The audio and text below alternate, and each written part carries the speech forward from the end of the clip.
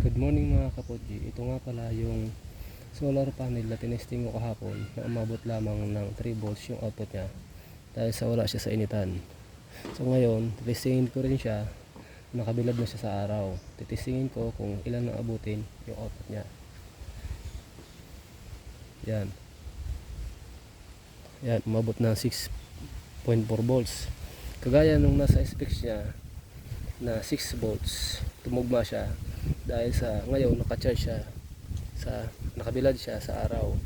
So ngayon naman titistingin ko ulit kung maapektuhan ba ang output niya pag halimbawa nagkaroon siya ng shading. Kagaya nito. Yan.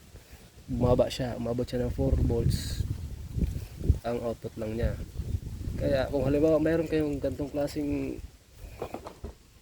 solar panel, huwag niyong hahayaan na matatakpan siya ng kung anong bagay kagaya sa mga puno, dahon, para hindi makaapekto sa pag-charge ng iyong ilaw. Okay?